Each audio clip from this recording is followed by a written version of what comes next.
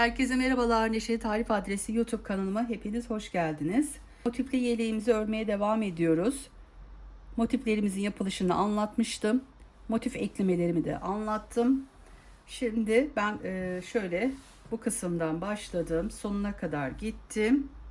Köşeyi de yaptıktan sonra 12 zincir çekip sonra buradaki aralara battım. Tekrar 12 zincir çektim ve başlamış olduğum noktaya geldim. Burada kaydırma yöntemiyle şuradaki zincirimin şöyle tekrar olmazsa buraya göstereyim.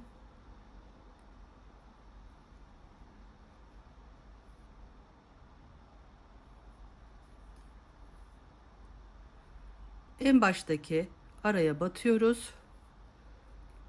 Buradan çıkıp buradaki zincirimin ilk zincirimin arasından geçirip bir zincir çekiyorum. Ve burada artık ipimi kesiyorum. Şöyle sıkıştırıp bu ipimi şurada aradan yürüteceğim. Evet, bu şekilde 15 tane motifimizi ekledik.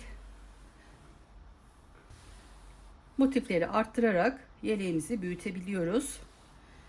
Evet, şimdi ben bunun şu şekilde tersten üzerine nemli ütü bezi koydum ve buhar vermeden şu şekilde ütüledim arkadaşlar.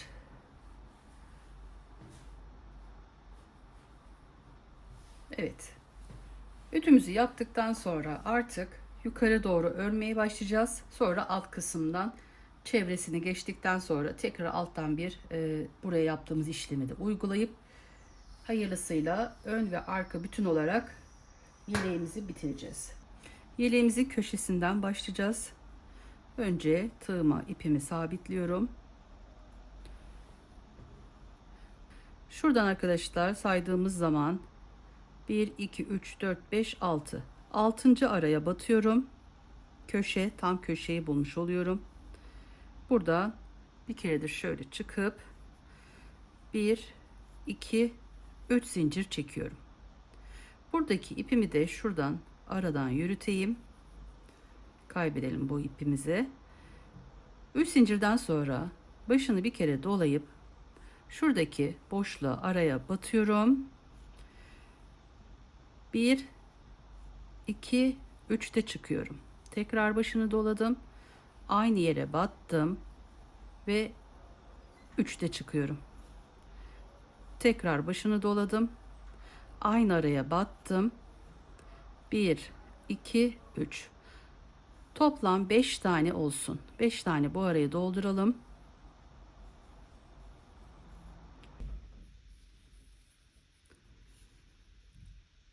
Toplamda 1 2 3 4 5, baştakiyle birlikte 5 tane oldu burası. Tekrar başını doluyorum. Şimdi arkadaşlar şuradaki ilk şu yaprağımızın olduğu yerdeki bu kısım değil, şu en baştaki araya batıyorum ve aynı şekilde 3'te çıkıyorum. Sonra şurayı şu şekilde birazcık açalım. Şurada ipimiz var. O ipimizi de temizleyeyim. Aradan yürüttüğüm ipim.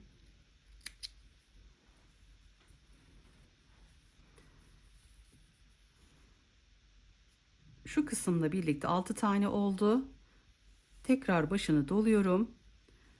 Buradaki ara boşluğa batıyorum. Ve 3'te çıkıyorum. Tekrar başını doladım.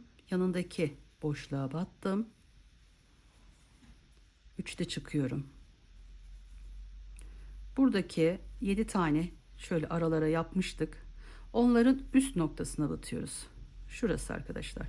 Başını dolayıp sırayla bütün aralara batıyoruz ve 3'te çıkıyoruz. Yanındaki ve onun yanındaki. Bu şekilde çok potluk olmasın arkadaşlar. Şöyle koyduğumuz zaman düz bir örgümüz olsun. Sonra bu orta kısma geldik. Tekrar burada başını doladım. Burada en başta 1 2 3 4 5 şu kısımla birlikte 6 tane oldu. bu araya 6 tane üçlü trabzanlarımızı yapalım. 3'te çıkıyoruz. 1 2 3. 1 2 3.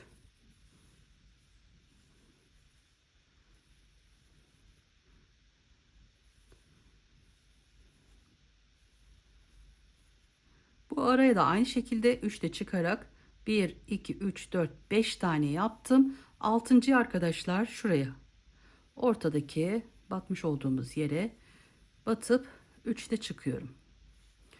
Aynı şekilde bu kısmı da, iç kısmını 5 tane dolduruyorum. 1 2 3 4 ve 5. 5 tane iç kısmını doldurdum. 6.'yı şu kısma batıyorum.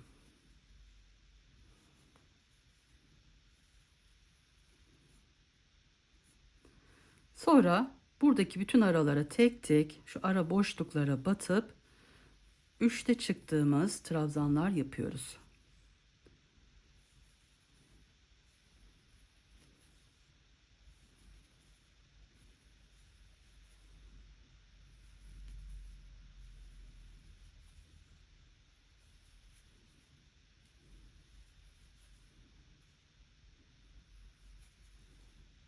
Şöyle göstereyim. Bu şekilde şöyle koyduğumuz zaman arkadaşlar bu şekilde duruyor. Sonuna kadar bu işlemleri yapıp tamamlayacağız bu sıramızı. Ara boşluğunu 5 tane dolduruyoruz. 6.'yı şu kısmı, yani bu kısımda 6, diğer kısımda 6 tane olacak. Orta boşluğuna batıp yapıyoruz ve 3'te çıktığımız trabzanlar yapıyoruz. 3 4 5, iç kısımda 2 4 5 tane oldu. 6.'yı şu kısma batıyorum arkadaşlar. Şurada arada bir boşluğumuz var. Oraya batıp tekrar başını dolayıp şu diğer yanındaki boşluğa battım. İç kısmını 5 tane trabzan yapıyorum.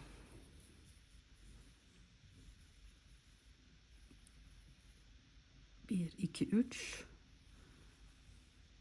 4, 5. 5 tane yaptım. Başını doladım. 6.'yı şuradaki köşe boşluğuma battım. Evet. Bu şekilde arkadaşlar, söylemiş olduğum gibi bu iç kısımda 5 tane, 6.'yı şu en başa batıyoruz. Buradaki bütün aralara tek tek dolduruyoruz. Buraya 5, 6. bu köşeye, bu kısım 5, 6. bu köşeye. Aynı buradaki yaptığımız işlemi burada uyguladım. Şurada yaptığım işlemin aynısını burada uyguladım. Bu şekilde bu sıramızı tamamlayıp sonuna kadar geliyoruz. Bu sonunu da aynı şekilde başta yaptığımız gibi 5 tane içine, 6.'yı buradaki köşeye batıp bu sıramızı tamamlıyoruz. Baştan başladım, sonuna kadar yaptım arkadaşlar. En son bu kısımda şu baştakiyle birlikte şurada araya batmıştık. Onunla birlikte 1 2 3 4 5 6 oluyor. Burada da aynı şekilde sayı yapalım. Ben şu uca battım, en şuradaki 1 2 3 4 5 ve sonunda 6. araya sabitledim. Evet, bu sıramızı bu şekilde yaptıktan sonra bir zincir çekiyoruz ve örgümüzün ters tarafına geçtik. Burada her zincirimizin arasına bu şekilde sık iğne yapıyoruz. Tüm zincirlerimizin arasından bu işlemi yapıyoruz.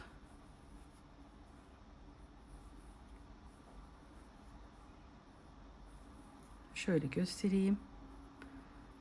Buradan bu şekilde önden, bu kısım arka. Şuradaki bütün zincirlerimizin arasına batacağız. Sonuna kadar bu işlemi yapalım.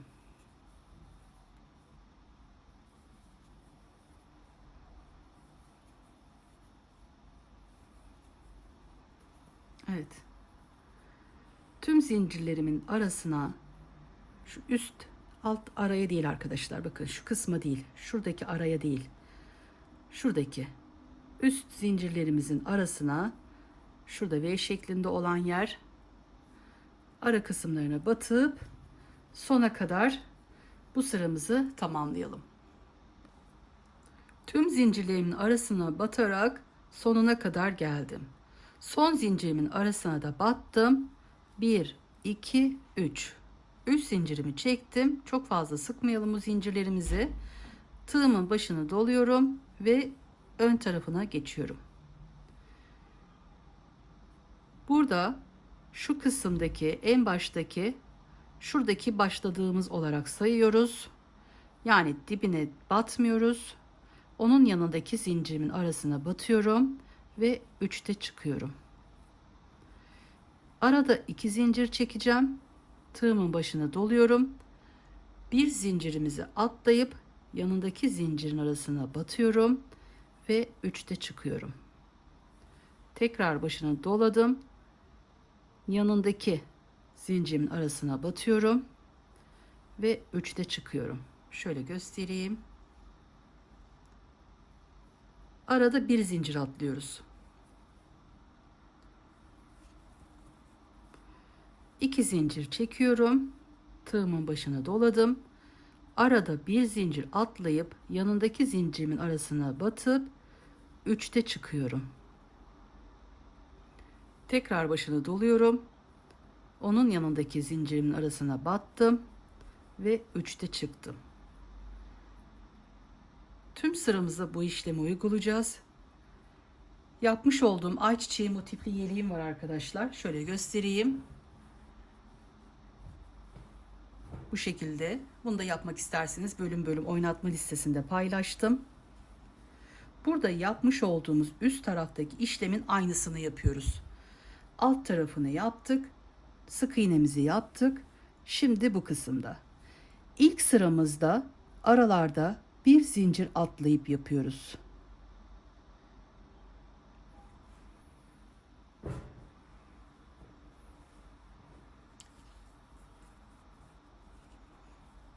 İki zincir çektim.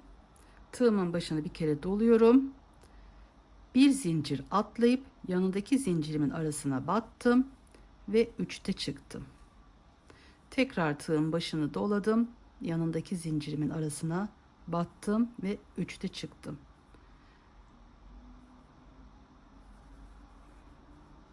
İki zincir, tığımın başını bir kere doladım. Bir zincir atlayıp yanındaki zincirimin arasına battım. Başını doladım.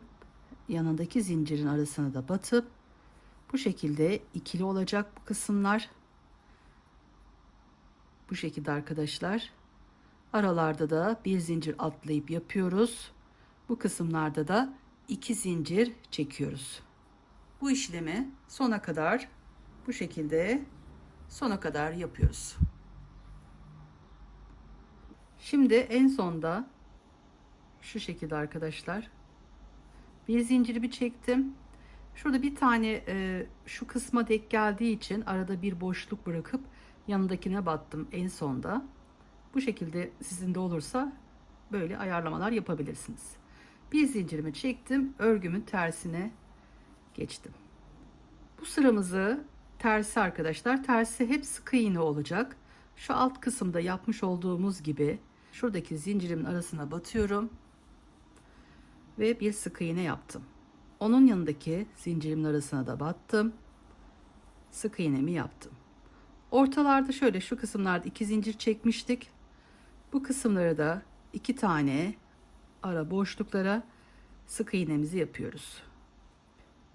Yanındaki zincirim ve onun yanındaki zincirimin arasına battım, sık iğnemi yaptım. Aralarda 2, bunları da tek tek üzerlerine batıp sık iğnemizi yapıyoruz. Ara boşluğa geldim. Sık iğnemi 2 tane yaptım.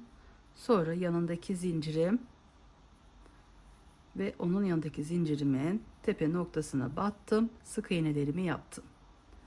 Boşluklarda 1, 2 tane boşluğa batıyoruz. Şurada yapmış olduğumuz trabzanların da üst zincir arasına batıyoruz. Yanındakinin arasına da battım. Bu şekilde sık iğnelerimizi yaparak sonuna kadar gidiyoruz. Sık iğneler her zaman tersten yapılacak. Bu kısımlarda da bu şekilde duruyor. Evet, sıramın sonuna kadar tamamladım. Şimdi 1, 2, 3 zincir çekiyorum. Fazla sıkı çekmeyelim. Eliniz sıkıysa 4 zincir çekebilirsiniz bu arada. Yeleğimizin ön tarafına geçiyoruz. Başını bir kere doluyorum. Dibine değil, onun yanındaki zincirin arasına batıp 3'te çıkıyorum. 2 zincir çekiyorum. Başını bir kere doluyorum. Burada arada 2 zincir ile doldurmuştuk. 3. zincirimizin arasına batıyoruz ve 3'te çıkıyoruz. Tekrar başını doladım. Batmış olduğum şu altta 2 tane var. Bir tanesinin üst kısmına battım. Şimdi onun yanındaki zincirimin arasına battım. Şimdi arkadaşlar, ilk sırada aralarda bir boşluk bırakıp yapmıştık. Bu kısımda da 2 zincir çekip burada aralarda, bakın burada 1, burada 2. 2 tane zincir atlıyoruz, bir değil. Yani alttaki şunla, bakın şöyle tığla göstereyim. Bunların aynı sırada olmasına dikkat ediyoruz.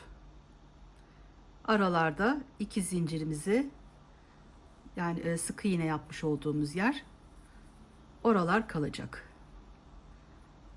Şimdi 2 zincir çekiyorum. Tığımın başını doladım. Ortada 2 sık iğne yapmış olduğumuz yere atlayıp 1, 2 atlayıp 3. yani şunun tam üst kısmı zincirimizin arasına battım ve 3'te çıktım. Tekrar tığın başını doladım. Onun yanındaki zincirimin arasına battım. 3'te çıktım. 2 zincir, tığımın başını doladım. 2 sık iğne yapmış olduğum yer, yani 2 zincir arası oluyor. 1, 2 atlayıp 3. zincirimin arasına batıp 3'te çıktım. Şuradaki alttaki çubuklarımın olduğu yer ve onun yanındakine de battım. Bu şekilde oluyor arkadaşlar. Bu sırada ilk sıramızda bir zincir bırakıp yanındaki zincirimize batıp yan yana yapmıştık. Döndüğümüz zaman bu ortaya iki tane sık iğne yaptık. Bu kısımda arkadaşlar 2 sık iğne atlayıp yapıyoruz. Yani buradaki gibi bir yapmıyoruz, çünkü şunların aynı sırada olması gerekiyor. 2 zincir, tığımın başını doladım. 1, 2 zincirimi arasına atlayıp 3. zincirimin arasına batıp 3'te çıktım. Şöyle baktığımız zaman bununla tam aynı üst sırada ve yanındaki zincirimin arasına batıp 3'te çıkıyoruz. 2 zincir, tığın başını doluyorum. 1, 2 sık iğne atlayıp 3. zincirimin arasına battım ve yanındakine. Gayet kolay oluyor bu modelimiz. Önlerde bu şekilde yapıyoruz. Arada 2 tane sık iğnemizi atlayıp şu çubuklarımızın tam aynı hizada olacak şekilde yapmış olduğum şekilde sıramızı tamamlayacağız. Terse döndüğümüz zaman sık iğne. Yönde bu şekilde, önlerde, arkada sık iğne yaparak aynı bu yeleğimde yapmış olduğum gibi yukarı koltuk altına kadar ve yaka kesimi olan yere kadar yapacağım. Sonra size de yapmış olduğum sayıyı vereceğim. Evet, bu şekilde örmeye devam ediyorum.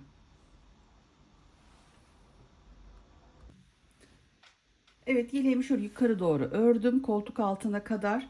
Ben toplam 30 sıra yaptım. Buradaki kutucuklarımı saydığım zaman toplam 30. sırada sık iğnemi yaptım, bitirdim. Şuradaki sayıyı da vermek istiyorum. Buradan baştan şu boş olan yerler kutucuk olarak söylüyorum. 1, 2, 3, 4 diye saydığımda toplam 89 tane oldu. Bu kısım yukarı doğru 30 sıra. Evet. Şöyle bir ölçüsünü de vereyim. Evden ele değişebilir. Boyunu ona göre, kendinize göre de ayarlarsınız. En son zaten bitirdiğim zaman yukarı kısmına baştan sona kadar ölçüsünü de vereceğim. Bu şekilde buraya kadar arkadaşlar 40 santim. Şöyle motiflerin bitim yerine kadar 5 santim. Motiflerimiz 5 santim. Bu kısım 40 santim. Evet, bu şekilde ölçüsünü de verdim. Şimdi şöyle koltuk altı kesimini ayarlayacağız. Ama buna dikkat etmemiz gereken yeri size şimdiden söyleyeyim arkadaşlar. Şimdi ön kısmı ayarladığımız zaman arka kısmı da ayarlıyoruz ama arkada dikkat etmemiz gereken yer şu. Şimdi buradan bu ölçüyü verdikten sonra 1, 2, 3 ya da 4 tane buradan devam edeceğiz daha. Koltuk altı yukarı doğru devam edecek kesimimiz. Diğer taraftan da hatta şöyle yapmış olduğum yelekten göstereyim.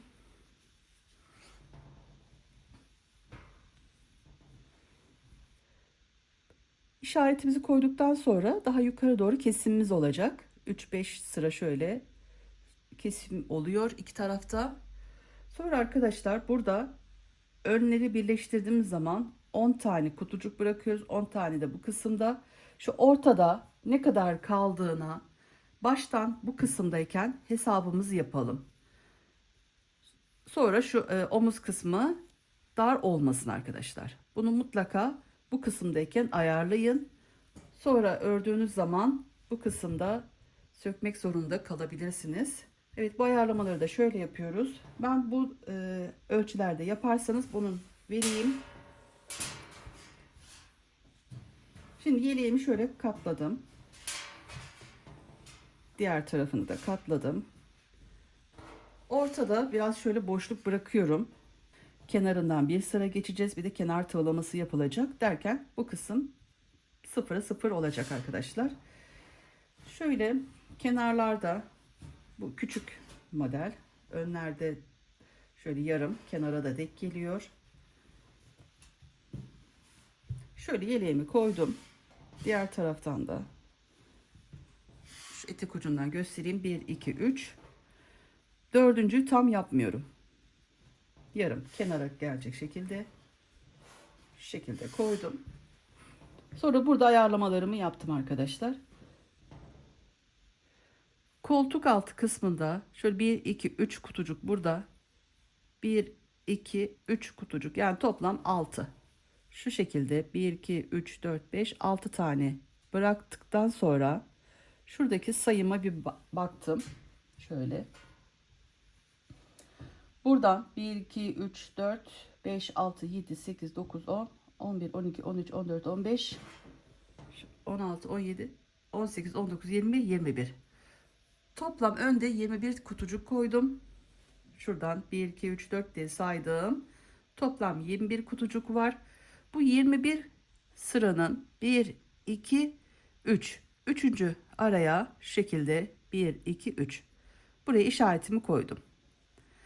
Şöyle katladığım zaman da arkaya da 1, 2, 3. Üçüncü olan yere işaretimi koydum. İşareti koyduktan sonraki sayımı vereyim. Burada toplam şuradaki sayıyı da vereyim olmazsa 1, 2, 3, 4 diye saydım. Toplam 18. olan araya işaretimi koydum.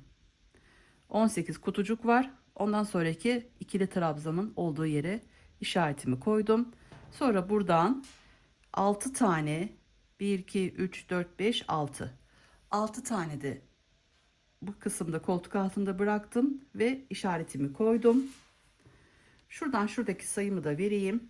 Aynı ölçüde olacaksa arkadaşlar.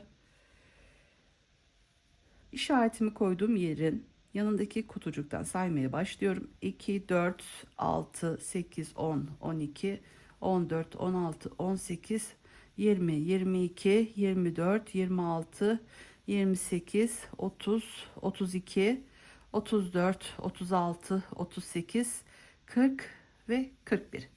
41. kutucuğun yanından işaretimi koyduktan sonra 6 tane bu kısımda koyuyorum ve burada toplam 18 kutucuk kalıyor. Bu şekilde ben işaretlemelerimi yaptım. Sayılarını da size şu an verdim. Koltuk altı ve yaka kesiminde 4. bölümde anlatayım. Evet, diğer bölümde görüşmek üzere. Kendinize iyi bakın. Allah'a emanet olun. Hoşça kalın.